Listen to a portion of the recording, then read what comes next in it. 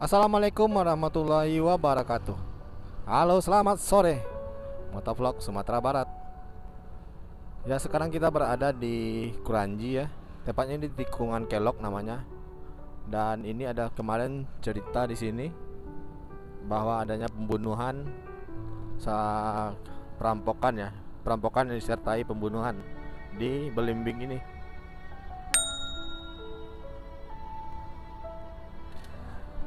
Nah, jauh sebelum itu izinkan saya atas nama pribadi mengucapkan belasungkawa atas meninggalnya artis kita ya, atas kejadian kemarin di tol di Jawa Timur. Kejadian ini merenggut dua nyawa, korban nyawa, Vanessa Angel dan suaminya gitu. Nah, berbicara tentang kecelakaan tersebut, ada hikmah yang bisa kita ambil dalam sebuah kejadian, terutama ini berkendara. Saya selalu dalam setiap konten saya dalam berkendara itu selalu mengingatkan untuk konsentrasi dan konsentrasi gitu. Hampir setiap perjalanan saya selalu menyelipkan kata-kata tersebut apabila hendak melakukan perjalanan jauh. Nah, seperti halnya yang kita ketahui bahwa update masalah kecelakaan ini bahwa diduga atau kelalaian oleh sopir. Kenapa hal tersebut? Karena si sopir dinilai telah tidak konsentrasi dengan kecepatan di atas 100. Nah, itu sesuatu hal yang konyol dan sesuatu hal yang gimana ya namanya, yang sudah sewajarnya itu dapat kecelakaan gitu. Bahwa kita ketahui bahwa di jalanan itu ada beberapa aspek yang harus kita ketahui dan hikmah yang kita ambil dalam kejadian ini. Yang pertama itu konsentrasi. Bagaimana kita mendapatkan itu dengan istirahat yang cukup gitu. Itu hal yang sering saya sebutkan dalam setiap konten. Dan juga kemarin saya baru dapat info juga, ini perjalanan dari Jakarta ke Surabaya itu dilakukan oleh si sopir ini nonstop tanpa istirahat gitu, diduga gitu. Nah, itu sebuah hal yang ajaib ya, karena daya tahan manusia, tubuh manusia harus setelah perjalanan 4 jam itu harus istirahat gitu, paling tidak berhenti dulu. Nah, mungkin para teman-teman motovlog yang lain mungkin sudah tahu juga, yang sudah melakukan touring-touring jauh, paling tidak berhentilah di jalan setelah melakukan 3 atau 4 jam perjalanan. Hal ini sering saya lakukan kalau kita hendak melakukan perjalanan jauh, karena memang tubuh kita mempunyai daya tahan tersendiri ya. Jangan dipaksakan berkendara, apalagi terutama jalan jauh. Walaupun itu segelas Pajero Sport yang sudah nyaman sekali di atasnya, dan apalagi dengan kecepatan di atas 100 sampai 200 yang kita lihat di media sosial kan, speedometernya.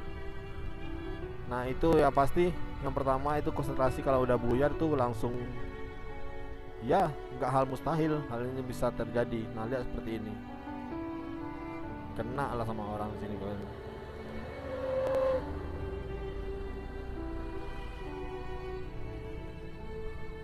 Nah, jadi hikmah yang kita ambil dalam kelalaian tersebut, yang utamanya ya saya kembali lagi konsentrasi. Yang kedua itu keamanan kita. Memang di mobil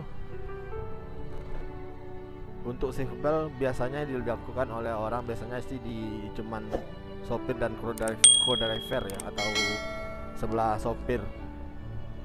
Nah, untuk mobil sendiri biasanya memang menyediakan seatbelt di bangku tengah. Nah, Apabila ada kesempatan untuk memberikan seat belt di bangku tengah, apa salahnya nggak dipakai gitu kan? Kecuali kita lagi rame-rame, misalnya biasanya sih di daerah-daerah, kalau bangku tengah itu kalau udah diisi, bisa diisi 3, bisa diisi 4. Nah, maka seat beltnya nggak bisa menampung gitu. Tapi kalau cuma berdua, apa salahnya dilakukan seat belt gitu? Dan itu terjadi karena ya Financial Angel itu bisa terlempar ya keluar dari mobil sejarak 3 meter. Nah, itu wallahu alam.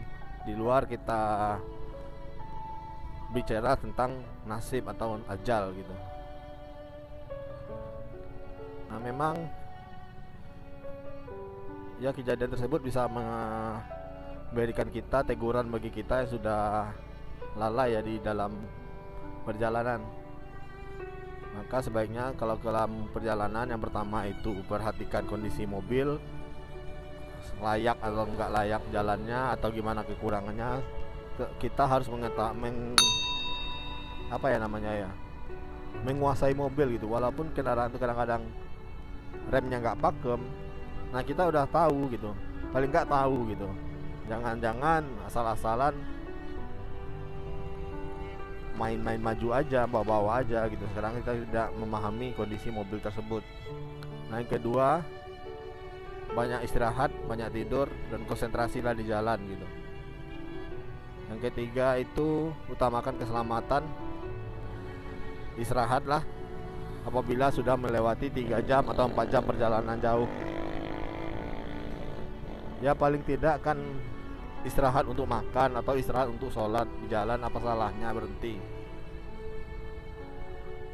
Ya mungkin dari saya cukup sekian, turut berbelasungkawa atas kejadian ini. Semoga ini menjadi pelajaran buat kita, baik itu menggunakan sepeda motor apapun menggunakan mobil atau kendaraan lainnya gitu. Ya, dari Pasar Baru, Limau Manis, Pauh, Sumatera Barat, Motovlog pamit. Jangan lupa komen, like, dan subscribe channel saya. Sampai jumpa. See you.